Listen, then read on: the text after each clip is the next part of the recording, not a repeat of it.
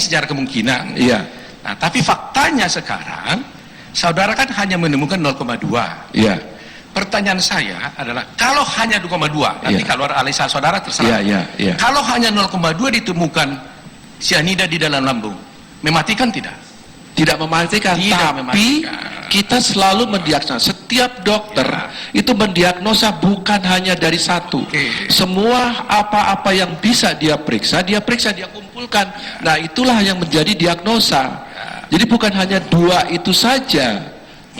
Mengapa dia saya yakin bahwa dia matinya karena racun?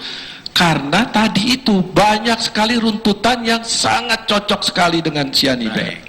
Itu kan karena ada keterangan orang lain. Iya. Ya, kalau keterangan orang lain nggak benar bagaimana? Sama seperti saya dengan. Yang mulia. Sekarang saya kalau misalnya saya memeriksa orang sakit, bapak sakit. Jangan memaksakan ahli untuk bertentangan. Yang mulia, maksud saya gini.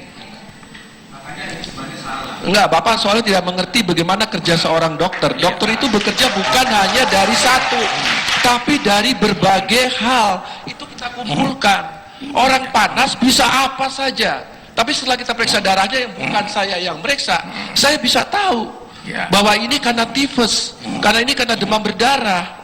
Loh iya. Lah iya, jadi seperti itulah sama. Justru karena kita tidak tahu, makanya ahli dihadirkan di sini. Iya. Kalau kita udah tahu nggak perlu dong. Makanya saya tegaskan, tapi bapak masih terus saja begitu. Ya saya bertanya. Ya makanya saya jelaskan bahwa dengan adanya racun di dalam tubuh yang seharusnya tidak ada, pasti itu dari luar. Pasti dari luar. Pasti dari luar. Tidak mungkin dia dimasukkan dari pantatnya atau dari mananya, mungkin bisa saja. Tapi yang jelas itu dari luar. Dari luar dari mana? Dari CCTV kita lihat bahwa dia minum sesuatu. Baik, kalau itu yang pertanyaan saya mau tanya, mungkin nggak orang sudah mati dimasukkan cairan ke dalam tubuh? Bisa saja, tapi orang yang sudah mati tidak akan mengalami kerusakan seperti itu, karena tidak ada proses. Ya, karena orang mati. Oke, nggak apa-apa. Ya. Jadi artinya cyanida bisa dimasukkan dalam keadaan mati pun bisa. Bisa, itu adalah salah satu keahlian dari dokter ahli forensik untuk menentukan ini sudah mati dimasukin atau ini masih hidup dimasukin. Itu keahlian kita. Baik. Ya. Tadi saudara menjelaskan bahwa asam itu kan juga kadang-kadang bisa merusak lambung. Ya. Sampai saudara juga tadi menjelaskan bahwa asam itu sampai bisa membuat berlubang gitu. Gitu kan? Ulcer, ya. Nah, ada nggak kemungkinan, bisa nggak ada kemungkinan bahwa seorang korban ini, umpamanya ini kemungkinan kan? Ilmu. Bahwa sebenarnya dia sudah mempunyai penyakit lambung yang parah sekali seperti berlubang itu. Bisa nggak terjadi itu? Kalau kita lihat nggak ada apa-apa aja di lambungnya, tidak ada. Jadi kalau lambung yang terjadi karena proses kronis, itu akan terlihat sekali yang namanya tanda-tanda intravital. Tanda-tanda intravital itu adalah kumpulan-kumpulan dari sel-sel darah yang memakan baksil-baksil ataupun kuman-kuman ataupun jaringan-jaringan yang telah mati. Sehingga akan ada teraba atau terlihat benjolan di tempat-tempat tersebut. Baik. Ya. Jadi saudara mengatakan kalau hanya melihat hasil laboratorium dari dalam tubuh saja, kesimpulan saudara tadi tidak bisa ditentukan sebab matinya, ya kan? Dan 0,2 itu juga jumlah mematikan. Tapi saudara ahli menjelaskan karena ada keterangan yang lain, maka saudara menghubungkannya, kan begitu Pak? Kan? Siap. Itu nggak usah tanya gitu loh. Karena nanti kan akan kita tanya nanti ahli yang lain itu apa yang dia ngomong. Siap. Begitu Pak kan? Jadi artinya dalam hal ini saudara dengan melihat yang saudara dengan ilmu yang saudara gunakan.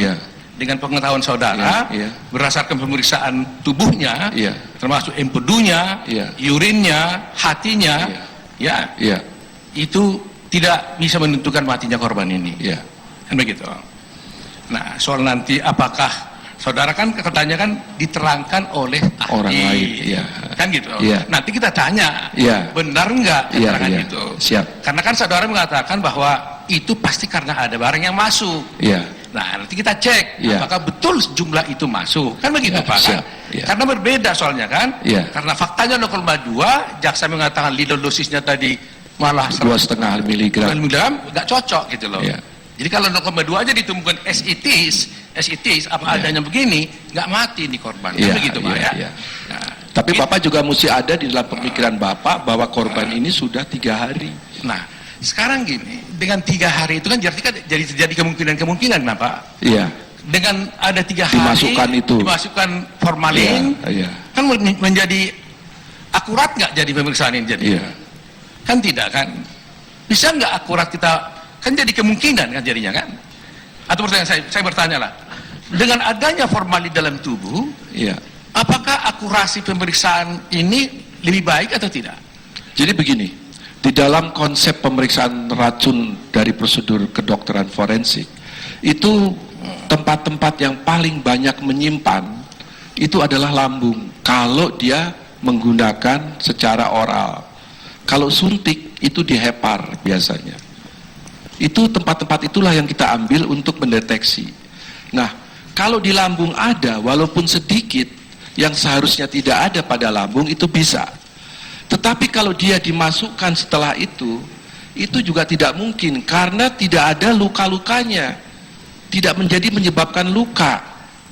Tidak menyebabkan luka. Itulah yang tadi saya katakan bahwa pada orang-orang yang sudah mati dimasukkan racun ke dalam tubuh tidak ada reaksi tubuh karena korbannya sudah mati.